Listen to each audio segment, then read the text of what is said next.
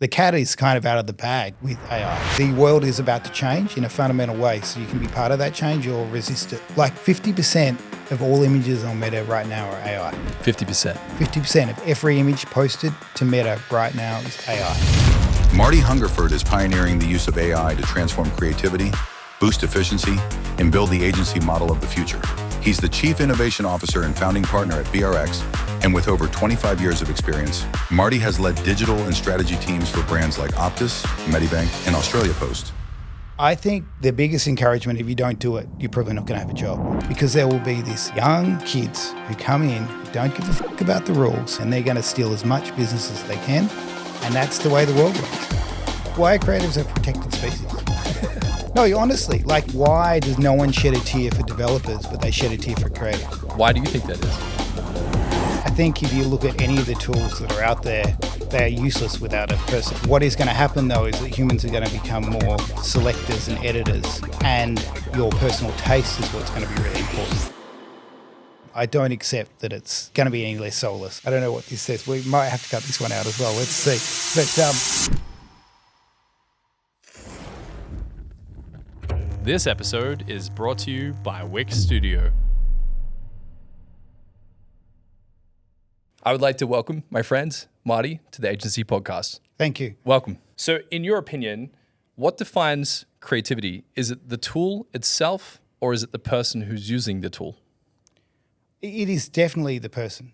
I think if you look at any of the tools that are out there, they are useless without a person. And I think anyone that has tried to end-to-end automate creative without a human in the loop, you're not going to get great stuff. I think what is going to happen, though, is that humans are going to become more selectors and editors, and your personal taste is what's going to be really important. So you'll be able to create anything, right? And the great thing about that is it's going to be democratized. So one of the real challenges at the moment, or prior to AI, was you could have a great idea, but you'd have to get all these other people on board with that idea for it to ever exist. So now what happens is that anyone who's got a great idea can go and make what's in their head. And a great analogy, I think, is Billie Eilish. So if you had gone back 20 years pre the home computer and pre having a laptop that had all of these incredible sound things on, Billie Eilish probably wouldn't have come to light. But she could go and make this music in her bedroom that was completely unique and completely different to what was out there, and craft that and put that out there, and the whole world could see it. That is true now of film. I think it's true now, going to be true in advertising, that you can take very small teams and do incredible work without having all of these layers of people in the way. I don't know if you've ever seen the Mel Brooks talking about studios. So he used to have the studio execs come in and they'd say, look, you can't do a fart joke in this, like those iconic fart jokes that made, that made, his version of the Western. And he'd quietly listen and he'd kind of write down and, take very careful notes. And then the studio exec would walk out and he would walk out of the room and he'd rip it up and throw it in the bin and just ignore all of it. That takes a very special, strong person, right, to do that. I think now that's removed. There's no studio exec walking in. You can sit there and you can prompt what you want to make, and it will become down to your taste, your ideas. And I think that's really incredible from what stories will we see that we wouldn't have seen? I mean, there's to be a director and survive in Hollywood or in the modern industry, you've got to go through a crucible. You've got to have this incredible and, I guess, backbone to get through all of that. But then what stories does that mean actually come out? Perhaps someone who doesn't have that might have a really unique perspective. And if they can sit in their room quietly and create an amazing movie that's in their head, maybe we'll see something, completely fresh and refreshing and interesting. Have you seen a rise of that as of recent? I think you're starting to see some pretty funny and interesting content posted online now that's like really different perspective stuff. Have I seen a great movie come out? I'm not sure if the tools are quite there yet. I mean, VO3 only just launched. Well, we've had a whole team working on it. We've probably spent 100 hours on it. It only came out a couple of weeks ago, just really trying to understand character consistency, seeing the ability to transport through space and time like a character, accent changing, how consistent can you keep things like that, the level of performance, emotion that you can embed, so whether someone's happy, sad, whatever, and it's wild. It's really, really wild. If you think about like how Disney over the ages has, crafted film, I was watching a documentary about some of the first Mickey Mouse films that were produced, and just the thousands of technical hours that went into the illustrations and the drawings and stacking them together. It was just this incredibly expensive, tedious, tumultuous process. And you're saying now with like tools like VO3, you can essentially imagine something, create a dialogue between you and this AI mechanism, and kind of actualize anything that you can imagine. Yeah, and then it comes down to great taste, right? And I would say there's still an expertise there. So one thing we found with, say, photography is that if you're generating AI images and we get someone that's got great photography experience and they understand what lens to use, what lighting to use, the composition, they can describe it, they've got the lexicon to do that, they will do amazing imagery. But if you give it to, say, an account manager with no experience and the account manager is great at doing their job, but they're not particularly creative, and you ask them to generate the same image, they'll generate an image, but it's not going to evoke the sense of emotion that you want or the style that you want. So I guess I'm kind of like changing my answer a little there, because if you've got great creative experience, great creative taste, and a great skill set, AI is really a superpower. Okay, and you're saying that, there's a stitching together of these two kind of industries, because if you think about maybe the history of technology, so much has changed even in the last, how would you say, like 60, 70 years. Yeah. So if we're thinking about maybe winding back the clock a little bit here for a moment, because I think sometimes history can be a great teacher of the future. And if we go back, if we think about the creative and what companies were doing in the 50s through to today, how could you, I guess, walk us through how creativity might have evolved since the 50s?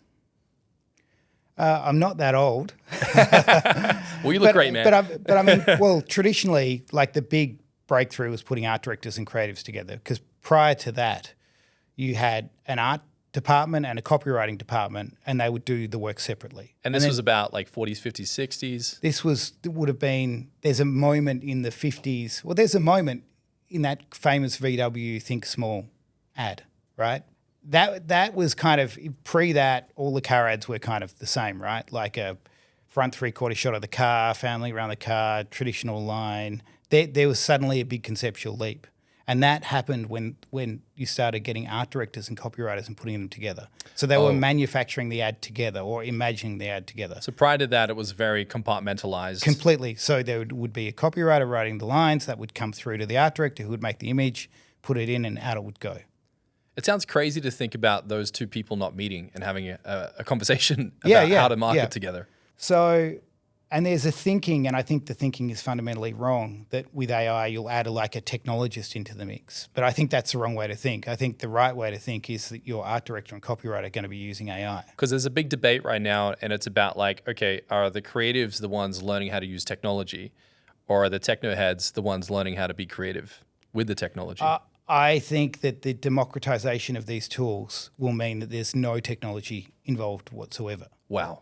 I mean, if you're already thinking about how easily you can prompt something, so then it comes down to taste, and that's only going to get easier, right? I mean, look at the UX on your phone.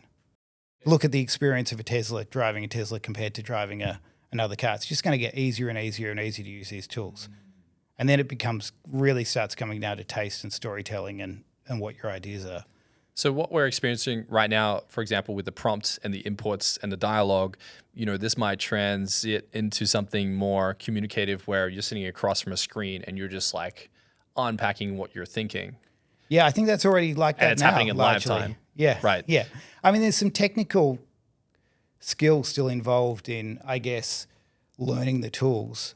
And again, a really good tool, say like Midjourney for imagery, has got that fine level of control, right? Because you've got what camera type, what film stock, what lighting, what other references that you want to do. So pulling all that together still requires a technical kind of knowledge, I guess. But I don't really see a technical barrier to that.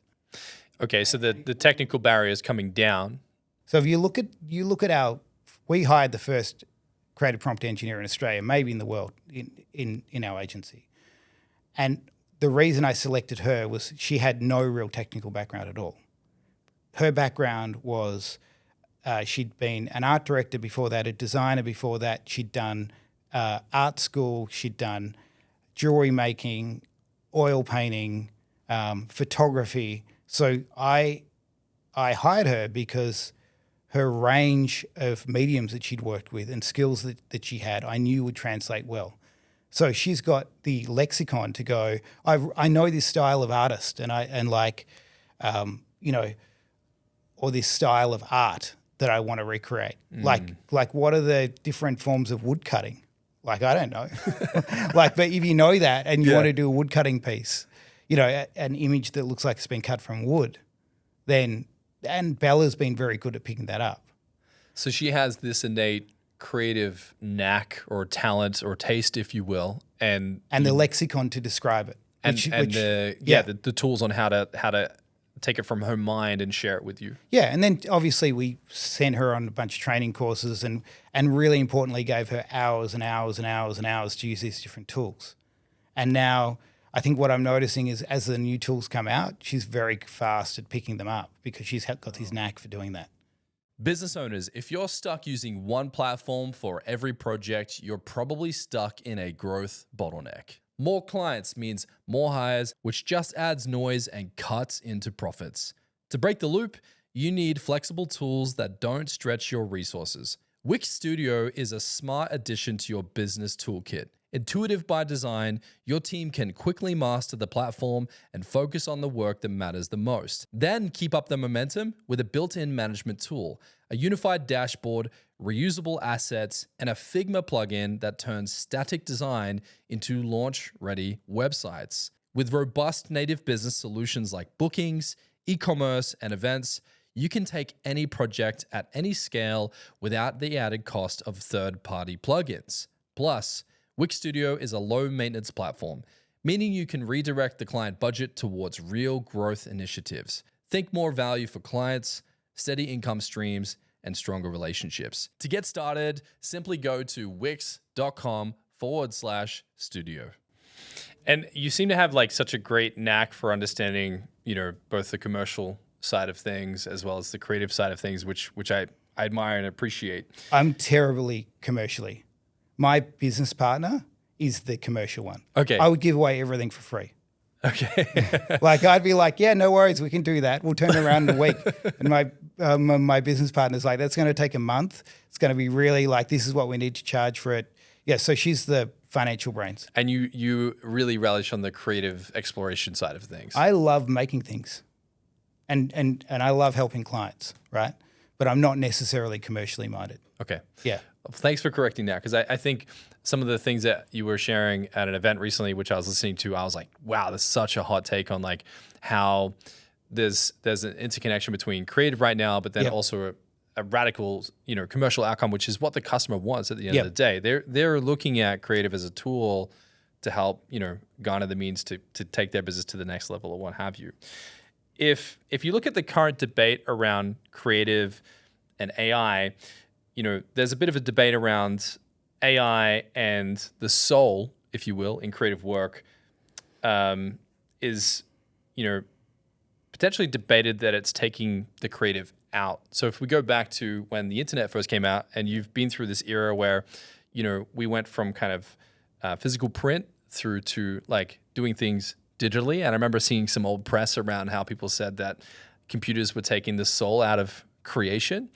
Are we seeing the same kind of transition now, where it's going from, I guess, manually inputting into a computer to more of this generative prompt side of things? The first thing is to recognize that everything's artificial now anyway. So if I go and do a shoot now, I get an actor that's not the real person, and I put them in makeup that's not their makeup, and I put them in clothes that's not their clothes, and I put them in a house that's not their house, and we dress the house with things that aren't their things, and then we light the house, and then we take the photos of let's say it's a photograph, we take the photographs, and then we bring it into Photoshop and we retouch the hell out of it. There's nothing about that's real. The only thing that's real in that is that there is an actor who we've transformed, right? So the essence of that idea was a human creating that idea, right? That is not going away. What's going away is that there's 1,000 people between here and me seeing that vision come to life. Right. What I'd also say is, from a copy perspective, like, where are we really going to see the job losses there? We're going to see, will it even lead to job losses? I'm not even sure it will. I think what we're seeing is actually an increase in jobs. But I'll just give you an example of where I was going. You take SEO copywriting, right? You get given a list of keywords. You've got to fill out this. Is that really creative? I'm sure there's a creative kind of flair that can be applied to it, but that's grunt copywriting work. Yeah, it feels like right? more technical execution than it is trying to be clever. Now, imagine you take a great copywriter and you've got a trained model that's on the language of the tone of voice of that brand. And now they can go, they've done all the work in setting up the tone and getting that right and articulating that, testing the model. And now they can go, I've got to do this SEO content on the 10 best games for Samsung phones in the last year, right? And they can quickly go, give me 10 ideas for that. And they get 10 ideas and they can go, 9 of them are terrible, but that one's great. Right. And then they can go, okay, now give me a 1,000-word article on it that with these dot points that I want to hit, right? Now suddenly they can do more content. The content can probably be better. The content can probably be more tuned to different segments. And suddenly, like, you're not actually taking away a job. You're actually empowering that person to do 10 times the volume of work. And it's probably better work. So you're more, I guess, enabling a creative type person to create at the same pace by which they're thinking, versus they have the idea and then there's maybe hours poured into the execution. Whereas now it's like, I have the idea, I can summon the execution immediately and I can play with it, which is quite a different experience to, I've got the idea, now let me spend the next 3 or 4 days trying to get it out of my head. Yeah, and let me give you another example. So you've got highly segmented audiences now in social. So you can go, I want a student who's just moved to this area, who's of this demographic from an income perspective. Okay, we're going to put $5,000 behind that. Now, traditionally, you take 10% of that rule to have how much time you're going to spend on production. So that means you got $500. What are you going to do for that? That's going to be typically, and then you got to drive a profit out of that $500, right? So 2.2 multiple. So it's like, okay, you got $250 to do a piece, right? Well, that's like an hour's work, right? So what are you going to get in that space? A highly templated ad that's kind of boring and it's got the background color and it's got like, you're going to get something very, very, vastly created for that segment in there. And it's probably not even going to be segmented. Now, instead, you've got a highly creative, highly skilled person, and you should see the social work we're doing. It's so interesting. It's like got great cut through. It's like it's really, really, some of it's really, really funny. Some of it's really, really edgy, and you suddenly can now do something that's tailored to that audience. I can see where you're coming from. We were doing some like really crazy ads because our agency's mascot is a tiger. So our general manager, having kind of grown up and loving the ad space, was like, man, I think it'd be kind of cool, like having a tiger doing all this crazy stuff around building brands. Yep. And then we can 3D model this thing. We can give it outfits. We can make it do crazy stuff. Like if I go back 2 or 3 years, there's no way we could create stuff like that. Yeah, you'd have to get a 3D modeler. You'd have to go to a very high-end 3D place to output that. Yeah, then do all of that, and the cost would be prohibitive. So my argument against is it becoming soulless, I would say, no, the world's going to become way more creative, way more interesting. Another great, this is a great example. At JWT, when I worked there, I had this idea. I don't even know it was a good idea. I thought it was a great idea at the time, but it was for a cheese, and it was about whole milk in the cheese. We had this scamp that we did of a cow, and the back half of it turned into slices of cheese, right? And we got an estimate to do it. Maybe the estimate, I can't remember. Let's say it was 50 grand, right?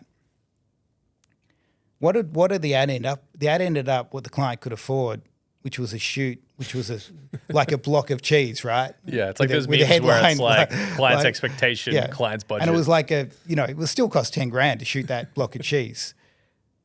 The client had loved the original idea. They just couldn't afford to do the ad. And imagine if you could have had that team do that ad, take it to them, and they could actually visualize this real thing. The client's probably going to sign that off, right? It still takes the craft and the idea and how many times they're going to generate that image and what's the tone, what's the lighting. All of that stuff is still there. So you still want a kind of very experienced, very craftsman-like person to do that. Yeah. But I don't think it's going to take the soul out of things at all. With the amount of artificialness applied to advertising at the moment, I don't accept that it's going to be any less soulless. I just don't. I feel like the world needs more creativity. Yeah. The world needs more great copy. It's a little bit like development. The world needs more like the amount of terrible websites that are out there. Yeah. Like if one developer can do 100 times more work, great, right? Because there's, anytime you go into a little plumber's website, it's terrible and the UX is terrible. If they can start creating great websites at a much lower cost with a great UX, isn't that a good thing? I also think the reality is that there's still people that ride horses, right? And there's still people that shoot on film stock. Like Quentin Tarantino still shoots on 90mm, I think, like all of his films. So there'll still be those people out there that do that, and they'll shine and they'll be their own little thing over here, and we'll appreciate that. But it's the majority of people won't be doing that because the economics will drive that. Well, even recently with films, people are complaining that they're too templated. It's just too rinse repeat. They're taking the same IP and just regurgitating it. And if you can allow young creatives to create films using technology and not having to spend money on actors and warehouses and makeup and all the rest of it, one could argue that, all those people are losing out on their jobs. Well, the other side can argue, well, now this person who has incredible ideas can now actually deploy them. Yeah, and all of those people we assume won't move or change. It was interesting. There was an article, and I can't remember whether it was in the Age or something a couple of weeks ago, and it was all about how AI were taking these jobs. But then when you read it, each of these people had pivoted into, like there was an illustrator and she'd pivoted into making physical objects, right? So, okay, now you can use AI to do illustration, but that doesn't mean that a highly creative person won't pivot. I think, there's an assumption that, the other thing that kind of offends me is that if this was a thing about secretaries, we wouldn't be having this conversation, right? Like no one got upset when the Xerox machine came and replaced rooms full of women typing the same thing. Right. Why are creatives a protected species? No, honestly, like why don't they have to evolve and change with the times? Why do they get to sit here when everyone else has to adapt? Like that's the reality. And why do we feel? And same thing with developers. I actually think there's room for more development. So I don't think it's going to have a huge impact on development. But why does no one shed a tear for developers, but they shed a tear for creatives? Yeah. Why do you think that is? I think that no one actually sheds a tear for creatives, but this tiny industry that we're in. I think if you spoke to a plumber, he wouldn't care. Yeah, okay. I think that we care in our eastern suburbs bubbles, but I don't think it's reality. And I also genuinely don't think that creatives are going to go away. I just think there's going to be an expectation. Arguably, creatives are going to be more important than ever. What's going to be impacted is production. So maybe creatives will become the most valuable people on the planet because they can now use these tools very quickly without that production. I see what you're saying. Yeah. So if you're the one with the great ideas and you're the one with the great taste, aren't you suddenly incredibly important right now? Like before, you had to have this army of people to do this. Yeah. How would you, I guess, encourage people that are creatives to dive in and start playing with these things? I think the biggest encouragement, if you don't do it, you're probably not going to have a job. Like that's the reality.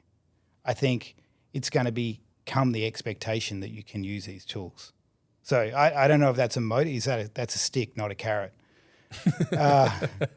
It's a lot of fun. I mean, but I like building robots and writing code. So maybe my idea of fun isn't the same as other people's fun. But I mean, I don't know. Just like I just find it weird that anyone wouldn't want to jump in, right? Yeah. Like I find it so like it's the most exciting thing that's happened since social media. You know, exploring that platform, then and before that, exploring the internet and how that could impact advertising. Oh my God, what a time to be alive! We're in that time again.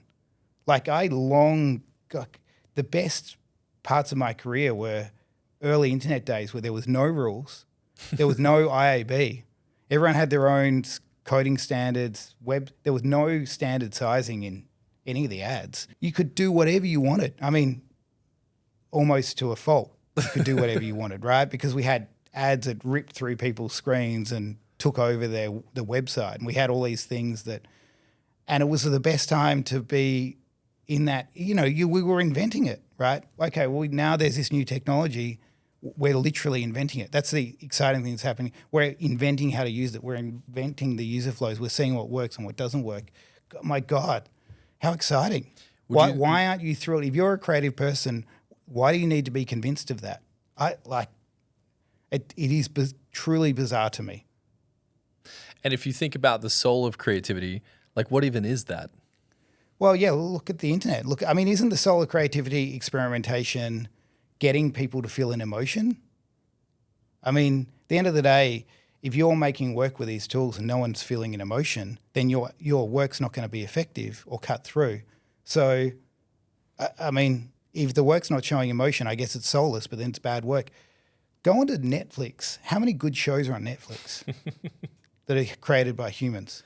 Like 1 in 100? Yeah, maybe 1 in 200? It's more common that they're not good than they are exceptional. So is human creativity even that amazing anyway, if that's the case, or at least our current system? I feel like what's driving that mediocrity is the studio system, all of the layers to get what a good idea is out, the probably the censorship that happens within it, stopping like when you saw Pulp Fiction, man, like that scene in the dungeon, like that could have so easily been kind of censored out or not put in. Well, I remember Quentin talking about how he wrote the script and the directors, I think it was Fox Studios, they were like, that's not going in the film. And he's like, I'm not changing the script. Yeah. And that's what I mean. Now it takes someone with incredible backbone to do that, right? But what if you've got this great idea and you don't have that backbone, you don't have those social skills, you're not willing to put it all on the line, then your movie never gets made. Now, that content can be made. Now, you talked about how, we're kind of in that Wild West era of AI where there kind of seemingly are no rules as of yet, and there's starting to be, lawsuits and certain cases popping up. Yep. Are you familiar with the Disney versus Midjourney case? Yeah, and I think that's really interesting, and I think the onus is actually on people who are prompting not to. I mean, shame on you if you're copying an artist in your work. I mean, actually shame on you. If you're taking someone else's idea and you're referencing and prompting those people, then shame on you. And you know what? You deserve to be sued. So I think the end user should actually be the ones taking responsibility. Like if you're making Star Wars content and ripping off someone else's idea and ripping off someone else's IP, then that's on you. To me, I don't see how a platform can kind of scrape the entire web to build up that ability to kind of understand what imagery is out there.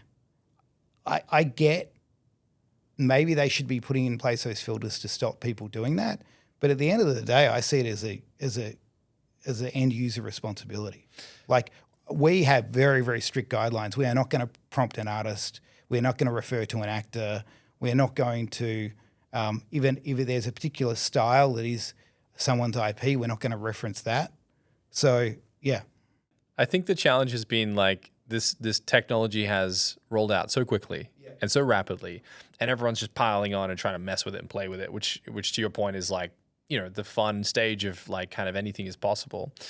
And in your case, you're saying like shame on anyone who thinks it's okay to go out and take something and kind of make their own Disney movie or what have you. Having said that, there could be some wild fan Disney movies come out, right, that we all might really enjoy that are probably going to be better than the studio movies. So, I mean, that's the balancing act, right? I think, but as an individual making work with AI that is for commercial output, you better be damn careful that you're not doing that, right? You know, and we've set up a lot of quality assurance measures and educated people on how to avoid that from happening. And so I think that's the onus is on a business. That if you're running a commercial, there's like the fan in the bedroom, right? Should they be sued? I don't know. Thankfully, that's not my decision to make. But if you're running a commercial business, yeah, you've got to put in place those measures. Yeah, absolutely. I think any business owner, you know, someone working for a company for sure should be conscious of this if they're aware of these laws. I will make one point though. A lot of time ethics is driven by dominant people trying to keep other people out of the market, right? So a lot of the time the ethics and regulation around taxis was actually to stop a company like Uber coming in. Now, you could argue that Uber acted completely unethically, or you could say the taxi companies were operating completely unethically and they were protected and Uber needed to happen. Either way, the unethical company Uber came and now dominates the market because they had a better product and better service. And coming back to that economics drives the decision, right? Like I've got a better user experience, it's cheaper, it's safer, therefore I'm going with that. Now, if the cat is kind of out of the bag with AI, right? Are we really going to put it back in? If people are going to allow the economics of that to happen, will brands actually go back to saying, no, I'm going to pay a huge volume of money for a shoot, right? Yeah. So the economics are a really important driver.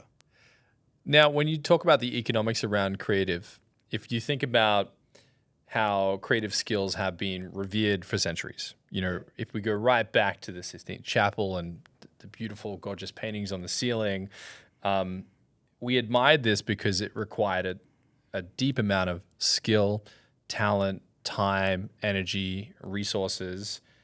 With the introduction of AI, anyone with a device arguably can now just start to create things. Oh my God, how fantastic. Off a whim. Now, I think how fantastic, right? It's fantastic. That anyone can create what's in their head. 100%. Yeah. My question, however, is if AI can do it better, faster, and cheaper, was the ability to create ever special to begin with? But AI in itself can't do any of those things. So if you went and you just did end-to-end AI, like asking it to write an advertising idea right now, you're going to get something terrible. Where AI is great is if you're using it as a brainstorming tool or you're using it as a tool to help and you say, give me 10 ideas. Even then, like it's the prompt before that that's going to get to the 10 ideas. Like what are you putting in that prompt? How are you shaping it, right? Like, so if I'm a great strategist and I know what to put into that prompt, I'll start getting great strategy. But even then, if I ask for, give me 5 strategic ways into this product, right? 4 of them are probably going to be, in fact, maybe the first time all 5 are going to be terrible, and then you change your prompt a bit and you do it again. Oh, that one's really interesting, right? Okay, now based off that insight, give me 5 single-minded propositions. Oh, again, like 4 of them are terrible, but that one's great. Like, so there's still a human in the loop. But what I do find interesting is taste isn't necessarily bound to length of experience. So you can get people that maybe haven't had that much experience that just have great taste, right? So they're getting a shortcut. Oh, I see. So like someone who just has the natural talent to select a good idea that others would relate to. Let's just say someone has a knack for making viral content, or they just have a natural ability. They now have the ability to kind of leapfrog those that have, quote unquote, worked hard in the industry for decades. Yeah, yeah. Within certain elements of that, right? So a copywriter, for example, could have done, a tenure of 10, 15 years, and, someone now can come along and just have taste and spit out 10,000 different taglines and just know how to pick the right one. Yeah. I think there's still that's restrictive to what you're doing, right? Like if you're doing something very complex, like we've just redone like the brand tone of voice for a major client, right? And really helped shape it. And that took a skilled person. But now we've got that brand trained. We've reset the tone of voice. Now we've trained a model on that tone of voice. So that still takes skill. Once that's fed into a configured GPT, you've now got a tool that is based on that tone of voice that can then speed up perhaps a much more junior copywriter's writing. So I would still say that a very skilled senior copywriter would really need to craft that tone of voice, even if they're working with AI. I can tell you now that so many businesses are going to be disrupted by this technology, both clients and agencies, because there will be this young kids who come in who don't give a fuck about the rules, who aren't going to play by any of the rules that we play by, and they're going to use these tools and they're going to come in and they're going to steal as much business as they can. And that's the way the world works. And that'll be on the client side. I mean, look at Uber, right? Or any number of other new companies that have come up. And you can look at it through history. The top 100 companies don't stay the top 100 companies for long. They change constantly, evolve. Like if you go back 100 years, none of the top 100 companies that were in that top 100 now in the top 100. So the evolution is constant, and you've got to have that attitude. You've got to have the attitude that every day you could lose your job. Every day you're not at the right standard. Every day you're not adding enough value to the business. Because at some point, a client is going to call and say, hey, we've decided we're going to pitch the business. Yo, my name's Dane Walker and I am disgustingly obsessed with branding. I had to figure out a way to do branding every single day, so I branded myself.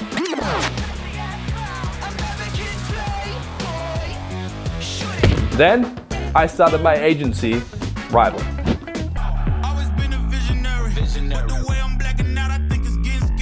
And hired a team of branding mavericks hell-bent on creating brands so good that they'll make your competition shit their pants.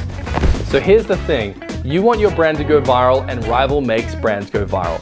That's why we're offering you a free 30-minute branding session to get an expert's opinion. If you don't believe me, the proof is in the pudding. Here's what clients have to say about Rival. Rival is trusted by brands like Nutrition Warehouse, Light My Bricks, and Vumi. So if you want to absolutely smelt the competition and make your brand go viral, hit the link below and book in your free 30-minute branding session. Do you think that the introduction of AI and the disruption and the potential damage and quote unquote destruction it may cause to the current zeitgeist of what our industry is a good thing? I don't accept the premise. I don't accept the premise that there's going to be destruction. Change the premise then. Okay. I think that there will be an evolution, and I think that's just the world. That's not good or bad. That's just the world we live in. I'm excited by it. And I honest to God, the ability to make highly creative things without barriers can only be good in my mind. The opportunity to have an idea and articulate that and bring that to life, without 1,000 people in between you and the idea, I can only be a good thing. There's an interesting stat I wanted to share with you. Yeah. And I think what we were just talking about kind of leads us into. And it's that the generative AI market in the creative industry is projected to surge from 1.7 billion to over 21 billion by 2032. What do you think that this really means for people in our industry, and how can we take advantage of this? What it means is if you're not using it, start using it right now and start creating content, start experimenting, start seeing what does and doesn't work, start applying it to your business, and be radical about it. Be radical about sitting down and thinking what every single job in the business, how is it going to be impacted? How can it use it? From at the moment, I've got the team doing a project trying to build an AI receptionist. Oh, wow. So like when you a walk, virtual one you can call? no, so when you walk in the door, you're greeted by an AI person that's running like a HeyGen avatar connected to a ChatGPT API, connected to a camera with face recognition, and so it can come in and greet any staff member or any client's photo. Wow. They have. I don't know if they'll achieve it, but like, okay, like think, and that's again, okay, great. The receptionist that we've got is a brilliant, amazing woman, but she really wants to be an account manager. Great, if we do that, that'll free up her ability to do that account management or help with other things through the business. So, we're in a growth phase, right? So we're not trying to get rid of people. We're trying to hire people. We're trying to grow the business. But there's an opportunity there to think about, okay, how can we better use people? Does someone really want to be sitting at a front desk greeting people? Right. Is that really productive use of a human's time? So, and at every step in your business, how could AI change it? You've got to be thinking that way. Now, something you said earlier, which was that you're seeing an increase in hiring. Because if you look at the headlines right now, it's pretty doom and gloom, like Google lays off 10,000 people, Microsoft lays off 6,000 people. You see these horrible headlines. What I'm noticing is we're hiring right now as well. Like we're just about to eclipse 40 people. We're on our way to 60. And, within that, we're forecasting headcount and so forth. Because we're seeing almost like not a renaissance, but like an emergence of more people looking at creative than probably have in the last 5 years. Yeah.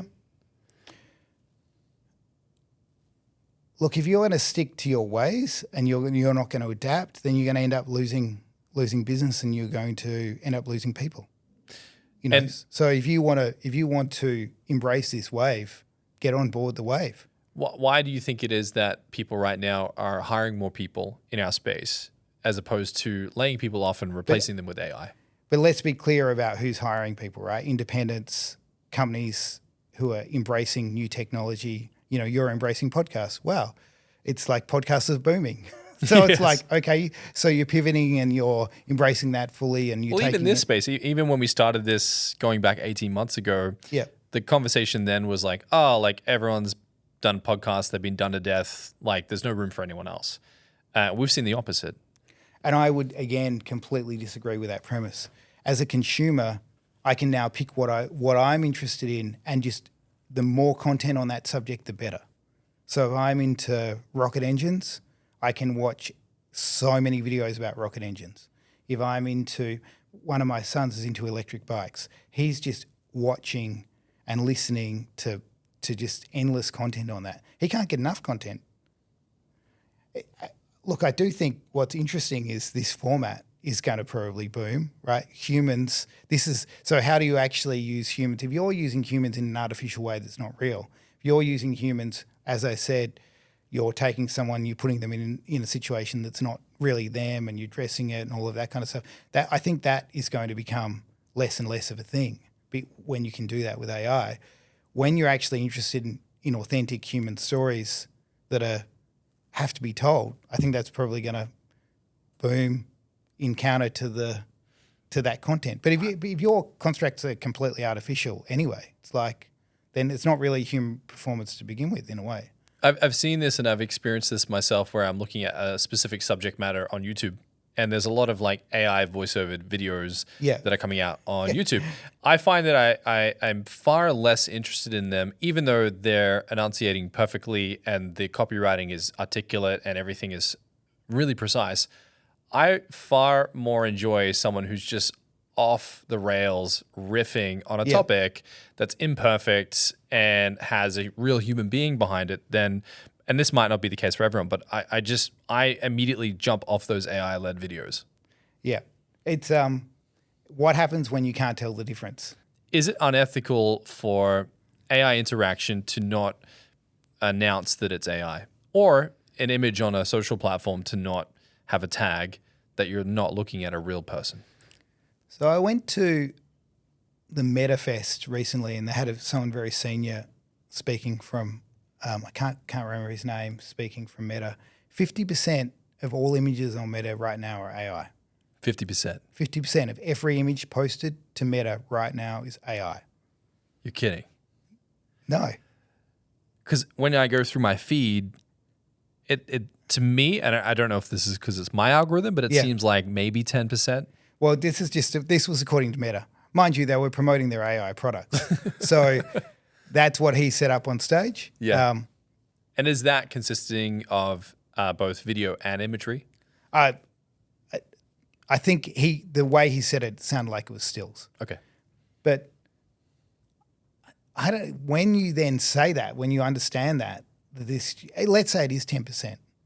I don't know if the ethics even apply anymore when everyone's when you've got AI imagery that you can make on your Apple, your Samsung, it's in Figma, it's in what's not AI now. I mean, I had this very interesting conversation with with someone at Meta because they're like, yeah, if you're using an AI image on Meta, you should be like putting that in the bit down the bottom. And he brought up an image, and I'm like, that's not an AI image. That's like an actual image of that's a real image. But also then I said to him, okay, so I'm using AI in Photoshop to retouch an image. Is that an AI image? Oh, I see. Yes. Like, what if I use the background and I replace? Like, when AI is so embedded into everything, which it is right now, AI is embedded into every single design platform as a native feature now. Not all of it's great, but it's definitely so embedded into Photoshop that any advertising image that's been retouched has used AI. So when do you declare and when do you not declare? At what point? Is it 20%? Is it 50%? Is it 10%? Who decides what's actually substantive or not in that process? So if I've changed someone's skin and smoothed it using AI and I've aged them like 5% less, like to me, that's a big deal. You know, like what that, and then also it's like, okay, then just go back to the retouching thing. Like every single woman on every single beauty ad has been retouched, every single one. So much to the point where Dove make ads talking about how it's like, and then switch 5 years later back to using retouch image. So I find that more unethical than AI imagery. And we don't ask people to say, hey, this has been retouched. Right. Because it's so, I mean, when it's everywhere, it's everywhere. And it just becomes ridiculous. Like it becomes to the point when everything's AI, like when do you start, what percentage of stuff do you say, well, that's enough that we have to declare stuff, right? Yeah. And then it gets also a it's little like too ridiculous. M dashes, man. Like learn to remove your M dashes. Like every like quote I see now, or like email I see, or like large statement from someone has got an M dash in it. It's like every single bit of copy is written. Like, should they be declaring it? Yeah. Yeah. Like, for example, if a CEO sends an email out to his team and it's full of M dashes, but you can tell, okay, like this person wrote this with AI. Is that unethical? Yeah. And then also it's like, I've got my favorite prompt is I've got a shortcut. So you can save shortcut as functions within ChatGPT, right? So you can I call it /RPS and the prompt is, I'm generally happy with what I've written. Can you just correct the grammar and spelling for English language? And if you see if you see an opportunity without changing the fundamental structure of the sentence to improve the structure, please do so. So that is my prompt I run prompt on everything I run. So it keeps all my intent, whether I'm writing something that is 1,000 words or 20 words, an email, I run that prompt. I naturally do this. Like I write a lot of emails to my team in different departments and so forth. Yeah. And I've never liked the idea of going in and just saying, this is my problem, what do I do? I tend to try to flesh out my own, this is the point, this is what I'm trying to constitute, this is how I would say it. And the same as you, I like to redress it. What's your thoughts around people that begin to use these, message sequence systems that aren't even paying attention to what's being said? Like, I don't know if that's becoming an issue, but I can imagine people are probably doing this. I don't know. I think you can tell. It's like if we were sitting here having this conversation, I just had these, you see politicians do it, where they have these robotic proof points and like you gravitate away from it. I don't know, if you're telling a human story or a story about your life and you're asking and you're getting it to refine it, I think that's fine. I think if you're writing something completely artificial, that comes out. And that, again, comes back to taste, right? And then it just comes down to like, I think what's more interesting is fundamentally, as a species, will we stop actually reading? So, well, it's only a very, very brief period in human history that we've been reading, right? Like, and reading is incredibly good for your brain, like deep thought. But reading is going away. With this format's exploding, the way we're interacting with computers with natural language and speaking to them. I've seen a lot of people not even reading content, but copying and pasting it in and say, abbreviate this concisely as possible, give it to me in dot points. They don't even have to read the content. They just get the core, of what's being said. The amount of books that are being read are dropping off a cliff because people are listening to audiobooks. Like the amount of reading that's going, the rate of reading is collapsing. And I think you might find a time with natural language AI where we interact with everything through voice and reading becomes extinct. There could be a time in the not too distant future where no one reads anything, where it was like an old-fashioned thing to do. You think reading will become extinct? I think there's a real possibility that reading will become extinct. Yeah. Now, you say that most businesses are just tinkering at the edges right now with AI. And, what does that look like for a business?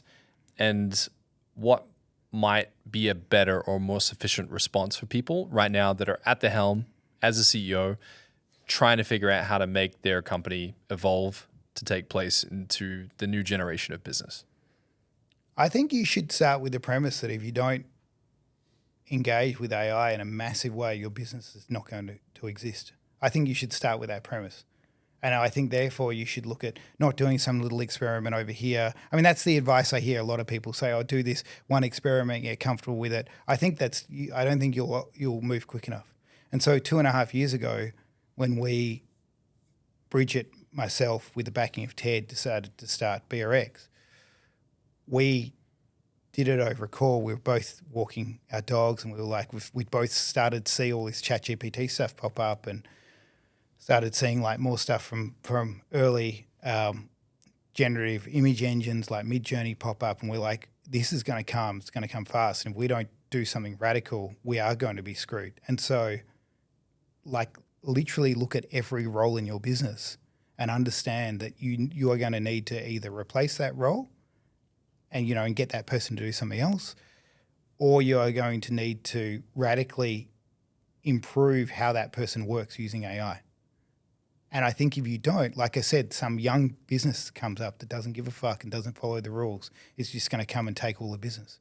That's what I think. And so I think as a business, I mean, I was in, and I did my knee doing jiu-jitsu, and I went to see a physio. And I was sitting there and I was thinking about, man, how could he be using AI? And I said to him, what's the thing that takes up most of your time? And he's like, after this session, I've got to write up all my notes. And I'm like, like turn on a recorder and just get AI to record the session. Like every bit of the business is going to be affected. Like how are you booking people? How are you following people up? How are you following up? How are you booking your flights? How are you, like every bit, like, so start thinking about it now and have a plan. I think one of the things that's very important that most people don't do is, have you really mapped out your end-to-end production? Like, have you actually sat there and mapped out every part of the flow of something that comes in and out? And unless you do that, it's then very hard to actually start going, well, what can I automate?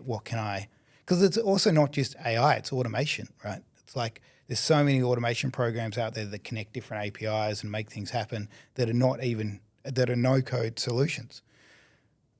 So I think I would be, whether you're a plumber or whether you're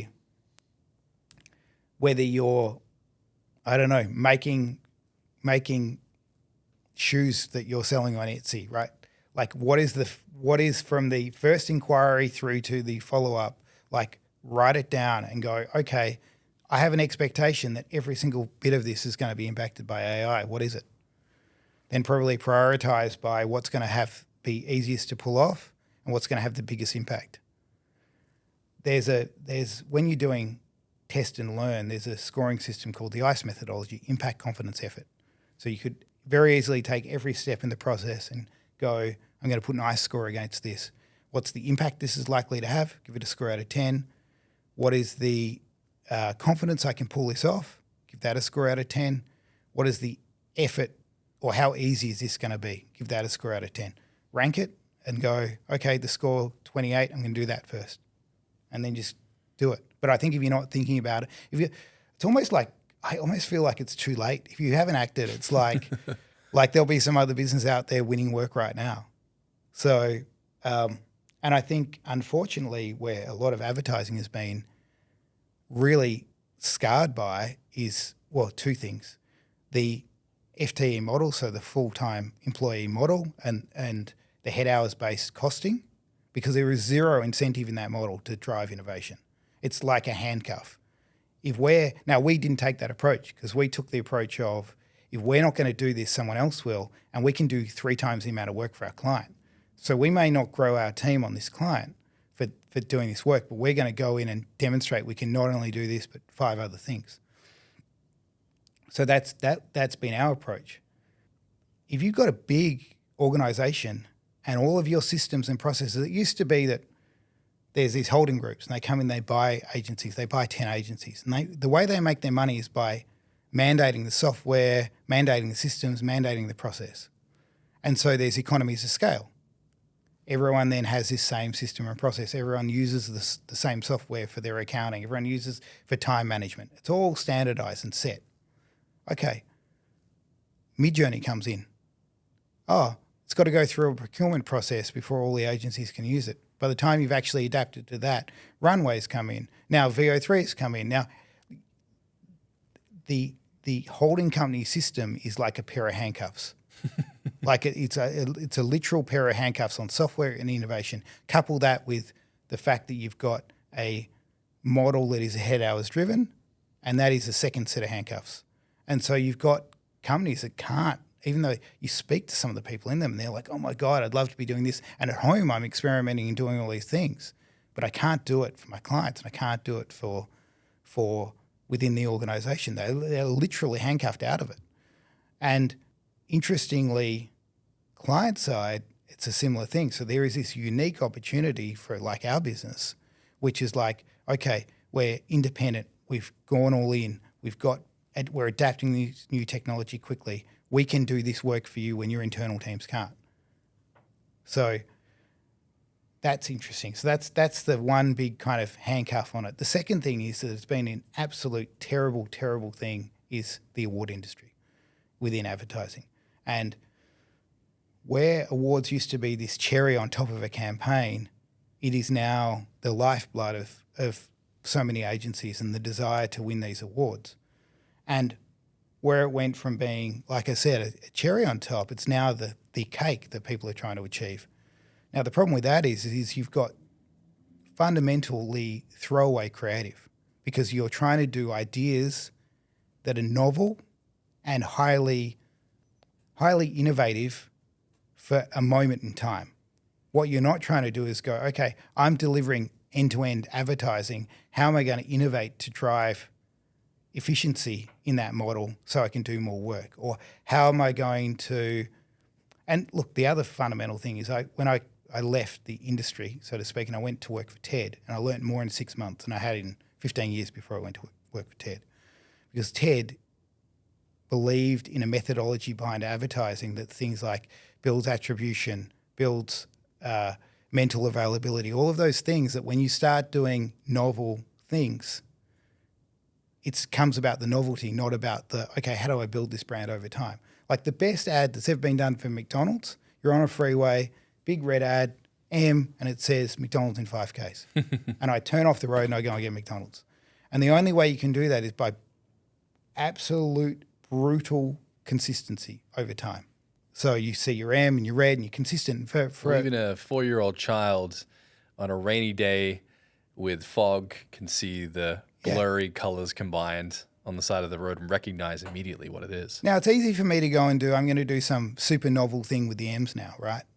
The only reason that's easy is because for 50 years, McDonald's didn't touch it.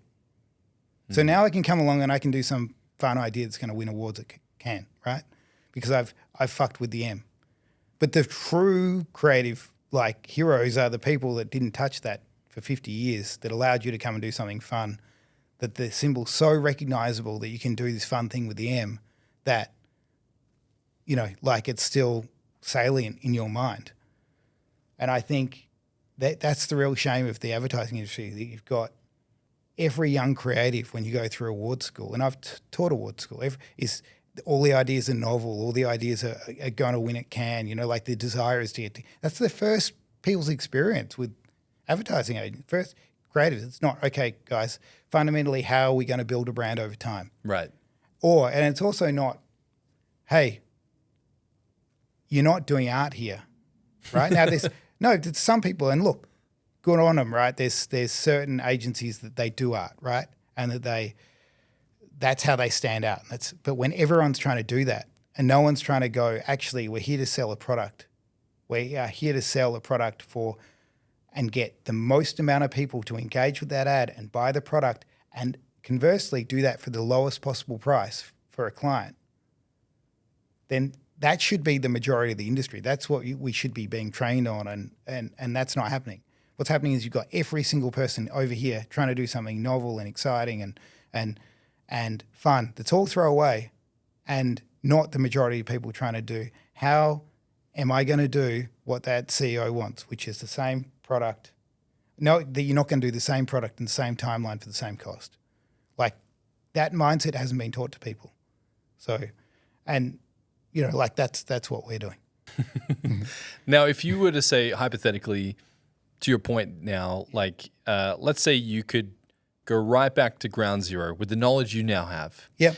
But let's just, you know, for argument's sake, say you have no customers, no one remembers your name, you have all the same skills, but you can't pick up the phone and start calling your contacts.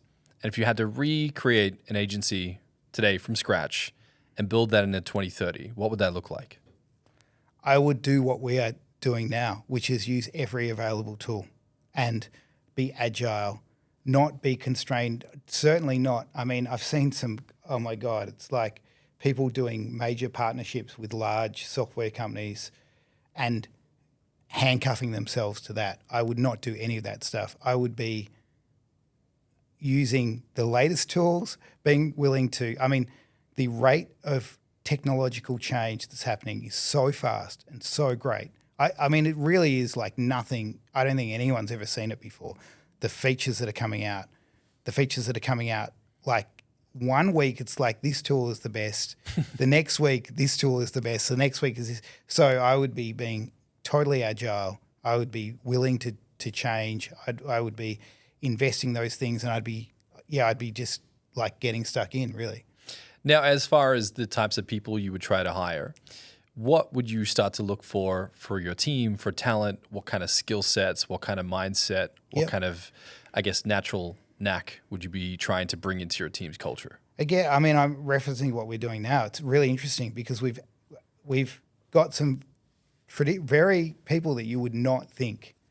Like, if you actually look at our age demographic of some of our aims, we've got people that have been around the block, right? And we're leveraging, and they are more excited about AI. So I think attitudinally, like, okay, meeting people, not being worried about how old someone is, I think that's a real mistake because, like I said, I think if you've got great experience, maybe you're even at a significant advantage to a young person who's open-minded. But I would be looking really at mindset. How willing are you to embrace these tools? Have you already been experimenting with them? What stuff are you creating? And then also, what are your general attitudes towards, you know, are you willing to embrace it? I mean, fun. There's other things I'd be looking for. I think it's very, very smart to try before you buy. I think bringing people in on a freelance basis and seeing if they actually, I mean, no one's perfect except on their resume, right? So, like, having that understanding of getting people in, seeing if they really deliver on what they say they deliver, yeah. But fundamentally, the biggest thing is, are they willing and excited about the technology? Are they going to be like, this is awesome? Or are they going to be like, oh my God, I'm terrified of this. Where is this going to take me? If you're enthusiastic and you love playing with it, you're going to be great at using it, I think. I can completely agree. Yeah. Now, if you think about their job titles, do you think that they're going to be the same titles, or do you think that there's going to be a morphing of how someone describes what they do? Because if someone can 10x their output, you know, but then they're like, I don't want to spend all my time copywriting. I want to do a bit of this, a bit of that. Do you think we're going to see the emergence of like new roles or new titles for people? I we've got a saying in our organisation: job titles are for your resume and your mum, right? like I hate job titles. We don't have them on our emails. I hate when you go around the room and introduce. I usually say I'm the digital guy or whatever, but I feel like even me having a title that's got innovation in it is incredibly dangerous, because that then says maybe other people aren't supposed to be innovating. I hate putting people in boxes. I hated like the holding company structures of where your job is this and you cannot go outside of it. So I think, Before you move on, why do you hate it so much? I think that the best people are multidisciplined, and I think that are curious, and I think that the rigidity of systems and demarcation is a bad thing.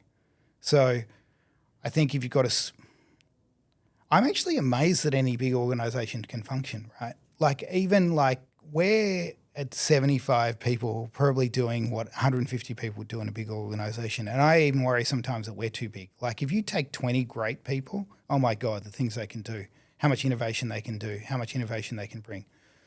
So when you get into those big organisations and they're structured on a basis of that maximising head hours through passing on things, it stops people from reaching their potential, I think. So I also just think a small organisation with agility in people's roles means that you can leverage moments like this, right? But also, like, who wants to be boxed into doing one set thing? I think I think job titles box people in, and I don't think it's a good thing.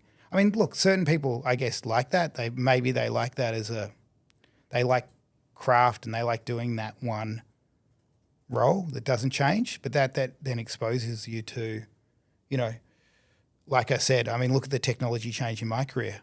No internet, from dial-up to broadband to Google arriving on the. Do you think that there's any part of this that does scare you? Like everything could scare you. Like, do you know what I mean? Like mobile phones and social media and cars and like what mindset do you choose to bring to the world? And I think if you allow yourself to go down that path, perhaps the people that allow themselves to do that aren't the ones leveraging the technology. Also, it's like whether you like it or not, this is coming. Like the world is about to change in a fundamental way, so you can be part of that change or resist it. But it's not going to, like, you could go be Amish now, right? Yeah, true. So, maybe the Amish live a better life than us. Yeah. Yeah. Or maybe they don't. I don't know. Yeah. Yeah. I think it's interesting to entertain this idea around, what's happening right now when if you zoom out, to the future of like 20 or 30 years, it's going to be radically different. Yeah. But how cool, right? Yeah. How cool that we're in a time when we're going to see that change. I mean, imagine if you go back 200 years ago, I think the average distance someone would travel, or the majority of people would travel in their lifetime, was like from 80 kilometres from their town or something. It was an incredibly short distance. Virtually no change happened in their lifetime. How boring. Right. We get to ride the wave. I saw a stat somewhere. It said that it was 156 years ago, 92% of culture was in agriculture. Yeah. Well, most people were farmers, right? Most people were farmers. Yeah. So to say that we need to shed a tear for the creative folks, man, like 2 generations ago, like the ability for your great-grandfather to even wish to be creative wasn't even something that was available for him. I also feel like we found this weird glitch in the matrix, right? Like, I mean, I say to people when people in my work, is it even work, say, oh my God, I worked so hard today. And I'm like, none of this is work. Like none of it is work. Like go work in retail, go work in a mine, go join the army, I've done all these jobs, go restaurant, go work in a call center. That's all work. What we do is not work. What we do is sit here and think about challenges and apply creative thinking to them, and we make great things, and someone pays us really well to do that. Like, none of that makes sense. Like, do you know what I mean? Yeah, it doesn't. It's like, make sense. I guess we are helping drive the wheels of commerce, and there is a financial benefit to that. But when you look at what we do and the associated risk involved and the percentage chance of us killing someone, which is virtually zero, like what's the worst thing that could happen? That's what I tell people. Worst thing could happen is like you get the price wrong, we sell the squillion things for the wrong price and we get fired, right? Well, you're a smart, intelligent, creative person. You'll go get another job really quickly. Like that's the worst thing that happens, right? Like any other job, pretty much that you can imagine, someone could die.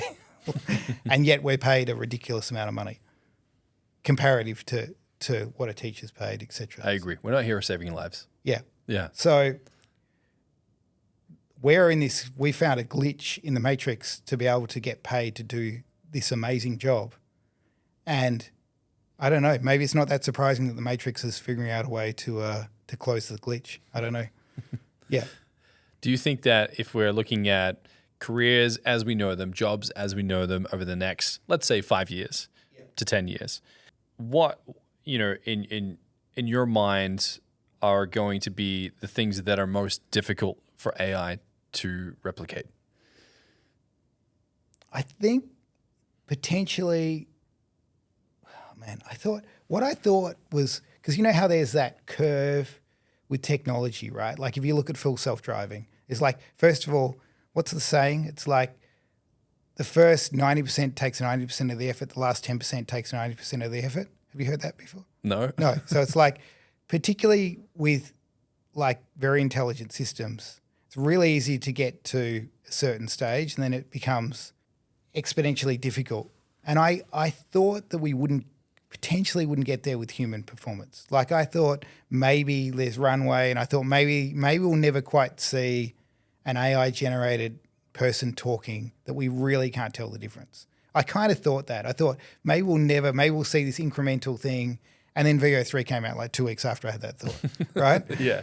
So, but having said that, I think what I've seen with agents and compounding tasks is agents will be very good at doing a singular task or maybe 2 steps in the process. But right now, I don't think there's an actual intelligence in the model that can deliver like a 5-step process. So, and there might be ways around that with automation to hook up multiple, like a manual coding that hooks up different APIs or different AIs that do very different select tasks. But I think the actual general intelligence, that it's a true, like I think right now, like ChatGPT is the smartest person you'll ever met and can deliver a certain thing incredibly well. I don't think there's a general intelligence there. And I wonder, like the VO3 thing, like in 2 weeks' time someone's going to come out with it. My suspicion is that none of this is actually true intelligence, that it's like, really, really, really good pattern repetition or recognition and duplication. But therefore I wonder whether those scenarios that I talked about where you've got an agent that goes out and do it, whether that will really eventuate, whether there's the actual deep underlying intelligence there that can actually do that. So that's what I think you're going to see the continued improvement of AI doing specific things, but I suspect we won't see a general intelligent model. And I still don't know, like humans, like whether you'll get a model that's actually got good taste. Like I think you'll get a model that can give you a whole range of variations for creative ideas. I don't know, how do you really capture that? Maybe the good taste thing's a uniquely human thing because it's always changing with what is good taste. Good taste is maybe connected to culture, which is actually a human experience. And by the time that is not something that an AI can replicate.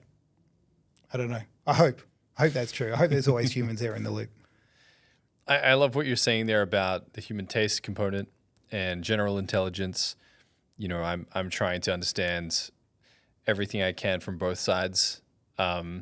Something that I found interesting that I had the privilege of experiencing recently was I was watching a debate between Simon Squibb and Stephen Bartlett. and they were going back and forth around how they both felt about what AI means for humanity. And Stephen said something that really stuck with me, and he said, look, however AI unfolds into the future, he said, I want to be on the train because right now we don't know where the train's going. And he said he personally isn't like super stoked about AI right now. He's like, man, like, I think it's cool, but he's not like, I want more of this. And he said that despite that, he'd rather be on the train, not knowing where it's going, rather than not getting on the train. And that spoke to me because I think that, you know, whoever's listening to this, whatever you're dealing with right now, whatever you're looking at, whatever you know, potential challenges you might have in your business, it's better to be on the train, not knowing where it's going, than to, you know, be late to the party. With this in mind, if someone is listening to this and they're like, all right, fine, like I'm going to go all the way in, I'm going to become Neo in the Matrix, I'm going to jump into this AI and really try to figure out how I can make my life better using it. What are some of the tools you would point them at first, and how would you frame how they should think about it? Yeah, I feel almost hesitant in making this recommendation, but X as a platform has got some incredible AI for whatever reason. Now, I fully acknowledge that there's a lot of content in there that is pretty terrible, but if you just follow the AI content, the algorithm will respect that. And for whatever reason, that is an amazing platform to see exactly what is on the edge right now. Also, really, really good educational stuff. If you're interested in imagery, there's a guy called Nick St. Pierre who's a great educator out of New York, who's really, really good with generative AI, explaining it. He runs an amazing course. I'd like that. That's a great course for creatives to do. And then I think just, man, the other thing is just YouTube. Like, you can learn, like, if you want to know what anything at all is, man, it's in there. It's and then just take the time to watch and be interested and to create things and do things. I mean, I would hope that's in all of us. Look, I mean, it's maybe I say that because I work in a creative industry, but that curiosity and that willingness to actually build things and try things is I would hope is innate in all of us, and the tools are there. You just looking at following the right people, going on YouTube and watching clips about how you do things. I mean, it's an amazing educational tool. Like, I really do question the role of traditional universities now. I mean, unless you're doing some very high-end, engineering, whatever. But even then, do you do programming at all? Personally, no. No, right. Well, most programmers I know taught themselves how to program, right? Like, I don't know what role university plays in that. So, I used to when I was like 13. I used to try to learn HTML. Yeah. And that kind of know, I was using that skill to build forums. Yep. Back in like 2000 amazing, 5, right? 6, 7. Yeah. Well, now I think it's like anything you want to do, you can learn on YouTube. Back then it was I'm trying to remember the website I used to use to learn Photoshop, because I taught myself Photoshop when I was 13. Yep. I kind of started playing with Photoshop when I was like 10 and 11.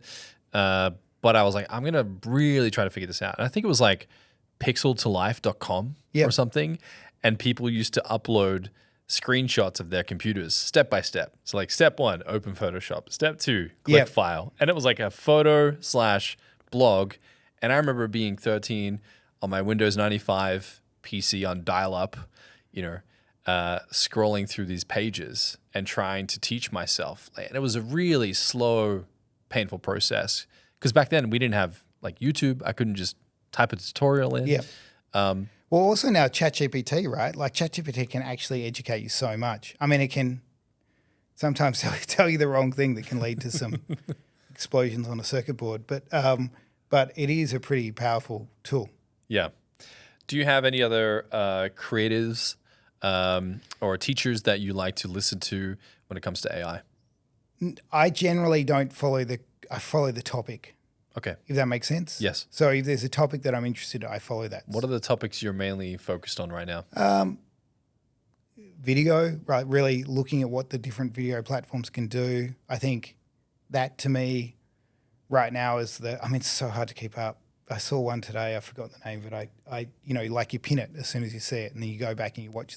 But there's one at the moment where you can take any product and drop it onto video, and as they're moving through, it just changes their outfits. So that's probably the biggest one at the moment. But I would just say be on X and follow the right things, and you'll start receiving more of them. But yeah, go by the topic. Go by the thing that's going to impact your business. And I think if you're setting, interestingly too, if you actually ask, I actually think Grok is better than ChatGPT, but again, mate, that might be a controversial thing to say. But that's mainly because I think the censorship that's going on with ChatGPT is quite interesting in itself. But, asking if you're interested in, okay, I want to learn about AI video, what are the tools? Ask ChatGPT or ask Grok. Yeah. Do you use Grok? I use Grok, Gemini, Claude, Yeah. Chat. I'm messing with all of them Yeah. right now. And that's the right. That's the right response. And we even test, the same prompts on all platforms just to see what happens. Yeah. It's interesting to compare them. But I think you're right in saying that people just need to get their hands dirty, start playing with these platforms, figuring it out. But also thinking in actual practical applications for their business. And like I said, if you can rank them around what is going to impact your business the most, focus there. Yeah. I love what you said before about ICE as well. Yeah. Now, I guess in closing today, being an adsman yourself, if you could put a billboard everywhere around the globe right now and you could say and design anything, what would you want it to say? Work hard and be nice to people. I love that. That's beautiful. Yeah. Would you create any imagery? Would you select a No, font? It's actually one of my favorite. I've got that. An artist did that, and it's in my office where I work from, and it's just a good reminder that that's all it takes, I think, to be successful. Yeah. I think the other thing is you don't succeed by being competitiveness is one thing, but I think sharing and being cooperative, and there's that saying that all ships rise, all ships rise on a rising sea. If you can help other people and you can help them, do it. So maybe it should be pay it forward. Maybe that should be the thing, because the amount of people that have helped me in my career and taken the time and invested in me is just incredible, and I think everyone should do that. Marty, it's been a pleasure. I myself, working in this industry, have found this deeply fascinating. I love learning from others that have, found a way to create for a living.